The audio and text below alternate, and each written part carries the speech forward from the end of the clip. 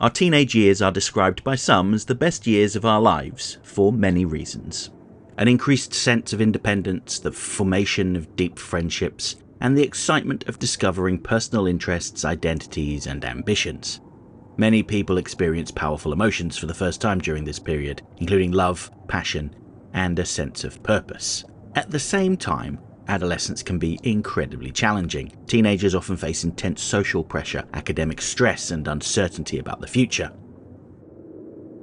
Emotional highs are frequently followed by lows, and many struggle with issues related to self-esteem, identity, or mental health. The combination of rapid physical, emotional, and psychological changes can make this a turbulent time, as was the case for the subject of today's video, Willie Watt from Batman Beyond. This series was set in the future, perpetually about 50 years from now, and featured the new Batman teenager Terry McGinnis. Being a teen, several of his adventures took place in the setting of high school, particularly in earlier episodes. Like many of the show's villains, Willie Watt was an original creation, though one clearly modelled after an unlikely comic book figure, Peter Parker, the Spectacular Spider-Man. Firstly, Willie Watt is an alliterative name in the mould of classic Marvel characters like Reed Richards, Bruce Banner, and Stephen Strange. Similarly, his name is a pun. Watts are a unit of measurement for electrical power, which makes Willie's technopathic abilities feel like they were fated. Much like the original Peter Parker before he was bitten by a radioactive spider, Willie is a weedy nerd that longs to be part of the popular crowd. However, he is tormented on a daily basis by Hamilton Hill High's resident bully, Nelson Nash, another one of those alliterative names. When we first meet Willie, he's pining after one of his classmates, Blade, who is supposed to be dating Nelson. Nelson is deeply insecure about his relationship with Blade, and when Willie offers to tutor her to improve her grades, he sees Willie as competition. Willie also believes this to be his chance to seduce her. Both boys are completely delusional. There is no way someone like Blade would date weedy Willie Watt. It would be social suicide, and yet they both seem to think that it's a possibility. When Nelson attempts to beat Willie up, Terry intervenes. Terry is essentially everything Willie wants to be. Big, tough, handsome, and generally well-liked. There's no love lost between Terry and Nelson, who are sometimes presented as rivals, and Nelson backs off. Feeling humiliated, Willie has to listen to his burly father, Frank, lecture him on what it takes to be a real man. Frank is an interesting character because he is very similar to Nelson. While he can be rough with Willie, it's his verbal bombardment of abuse, complaining that his son is a wuss, that does the most damage to Willie. There's no sign of his mother, so we can assume that Willie has been raised by Frank on his own. Frank belittles Willie, constantly calling him weak, mocking his intelligence, and demanding obedience. To Frank, masculinity means being in charge, and if you can't dominate others, you're not a man. Willie internalizes this and mimics it later on with his own power. He doesn't want to be free from Frank, he wants to be the kind of man his father is. And that's another key point. His father is the one that calls him Willie, which is a diminutive of William. Shortening names in this way can carry a childlike or affectionate tone, depending on who's saying it and the context. But in this case, it definitely comes across as infantilizing, highlighting his immaturity. Frank owns a construction company, and Willie decides to take his father's advice and not let Nelson get away with embarrassing him.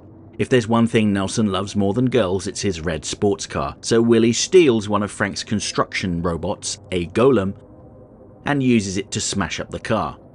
And the name of these devices is pretty apt. In Jewish mythology, a golem is a powerful protector crafted out of clay, magically brought to life to aid the creator. And that is broadly what happens here. These machines are controlled through a headband that converts thoughts into actions, but when Batman intervenes in Willie's attack on Nelson and the golem punches a power line, the feedback hurts Willie. It forms a permanent connection between Willie and the golem, allowing him to control it without the need of the headband. It's actually a bit more than that. While the golem is this hulking, expressionless thing, after the two are connected psychically, it seems to gain some level of sentience and affection for Willie. It's not just responding to his commands, it seems to have some ideas of its own. Granted, they're all very basic ideas and they all serve the purpose of helping and protecting Willie, but it's clear that the accident changed this golem too. Back at school, Blade, who has a very high opinion of herself, reminds Nelson how he abandoned her when the golem turned up. She doubts that his feelings for her are genuine, and to get back at him, she asks Willie if he wants to take her to the school dance instead of Nelson. Willie thinks Blade's interested in him, but in reality she just wants to humiliate Nelson.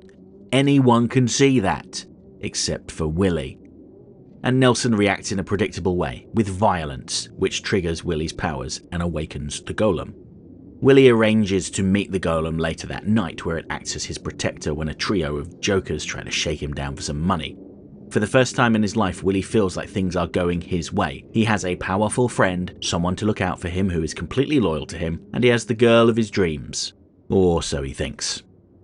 At the dance, it's abundantly clear that Blade has no interest in Willie. When he puts his arm around her, she tells him to stop and encourages him to take his time when he goes to get them a drink. Meanwhile, other girls look on and laugh at the pair. Presumably, they are particularly amused by the ostentatious corsage pinned to Blade's dress and Willie's peach-coloured tuxedo.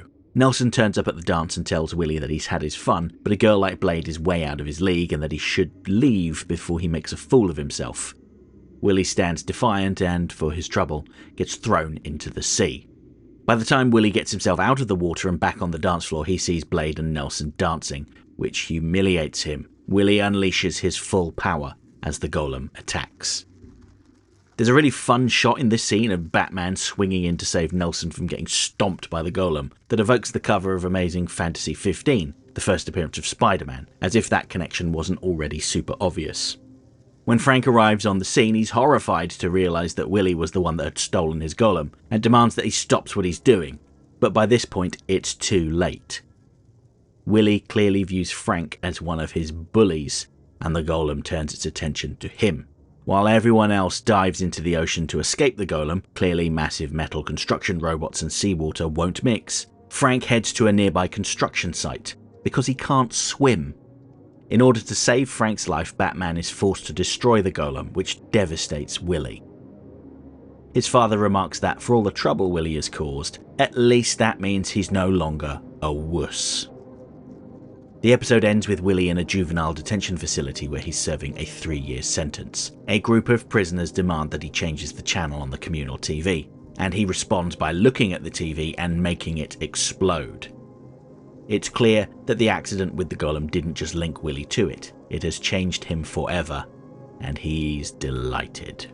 Willie next shows up in the episode Revenant, where Hamilton Hill High seems to be haunted by the ghost of a deceased student, Garrison Jacobs. This poltergeist seems particularly drawn to Blade, leaving her love notes on mirrors, and it really dislikes Nelson. When the girls use a Ouija board to try to communicate with the ghost, Nelson turns up, and everything goes to hell. It doesn't take a rocket scientist to figure out that this ghost is none other than Willie Watt, although he is still serving his sentence in jail. So Terry goes to visit Willie and notices that he seems to have experienced a bit of a growth spurt. He's now tall and muscular, although he still has that unflattering haircut. After a little prodding, Willie brazenly tells his friend that yes, he is the ghost haunting Hamilton Hill with his powers, meaning he can communicate with and control machines. He's also psychokinetic. He has 2 months left on his sentence, and once he gets out, he will be living the high life, taking full advantage of these new abilities. Unfortunately for Willie, all visits are closely monitored by the prison guards, who hear his confession and force his hand. Willie knows that now his powers are revealed, there's no way he will be allowed to leave the prison, so he dramatically escapes. From here, he has 2 objectives. 1, to beat up Nelson Nash. 2, to go declare his love for Blade. Willie tells Nelson that he never really understood why he took so much pleasure in picking on weaker kids, until this point, and promises to beat him in a fair fight. Although when Nelson seems to get the advantage, Willie freezes Nelson in place with his powers and flings him into a car. So much for a fair fight. His secondary objective goes just as badly. When Willie holds Blade in position and attempts to kiss her, Batman gets the drop on him. Willie's response is to summon a maelstrom of kinetic energy that uproots a tree and knocks him out. The last time we see Willie, he's back in his prison cell, although this time his hands are shackled and he has some sort of power inhibitor on his head. Willie made a brief, singular appearance in issue 10 of the Batman Beyond tie-in comics, written by series writer Hilary J Bader, when the Golem returns after piecing itself together and goes on a rampage. Willie is the first suspect, but he is still in his cell with his power dampener on. When questioned, he states that he has no desire to use his powers anymore. The whole experience just hasn't been worth it. He wants to serve his sentence and just be done with them. But just because he isn't the culprit, that doesn't mean he's turned over a new leaf. He knew that the golem had returned because it reached out to him. He could hear it. But the dampener prevented him from responding. Someone else is controlling it, and Willie knows who they are. But he doesn't feel all that cooperative, indicating that he's still the same rotten person he always was. I know some people will say that the tie-in comics don't count, but I always take the position that if it was worked on by either the writers or the artists of the show, then it counts. If the events of the story go on to contradict a later story, then sure, disregard it, it's fine. Most of the time the contradictions are so minor that you can just squint and they'll still fit. And in this case, Hilary Bader wrote both of Willie's episodes, so in my mind what she says goes. Overall, Willie Watt is an interesting analysis of what might happen if a bullied and downtrodden kid was given way too much power. Hilary Bader clearly took the Peter Parker archetype, but removed the sobering tragedy that taught him the famous lesson of, with great power comes great responsibility. Willie Watt had tremendous power, but he only ever used it to satisfy his base desires. He lusted after Blade, he wanted to put Nelson Nash in his place, and he wanted to silence his critical father. All these things were done to soothe his ego. He had to know that everyone thought he was a dork. The only people that ever showed him any kindness were Terry and Dana, and they only did that because they felt pity for him. Through the Golem, Willie became everything he wanted to be, strong, powerful, and feared. But he also became cold, closed off, and lost. By his final appearance as he sits alone in his cold cell with all his bitterness, loneliness and his festering resentment, Willie finally understands the price of power. He's seen what it costs to be feared instead of loved, and how easily admiration curdles to terror. Willie's story isn't just a cautionary tale about teenage angst taken to its extreme, it's also about how desperately we want to be noticed, how far we'll go to make someone see us.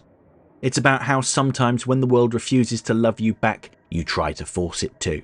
You bend it with your mind, you punch it into submission. But love and respect don't come from domination. They come from connection. Willie Watt began as a boy who wanted to be someone. Now he sits in silence, his tremendous power restrained by a restrictive headpiece. In the cold quiet of his cell, he realizes that power, with no responsibility, will only lead to ruin.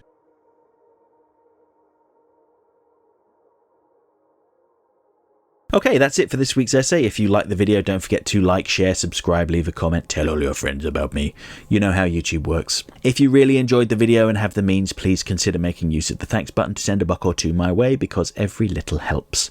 I offer channel memberships for $1.99 a month. This will get you early access to my weekly video essay, priority responses to your comments, members-only videos, custom emojis, and an icon on your profile indicating that you're one of my people. And special thanks to my channel members. Everyone who was a member at the time of this video's creation is listed on the screen right now. If you want to see your name amongst all these wonderful people, join the channel now.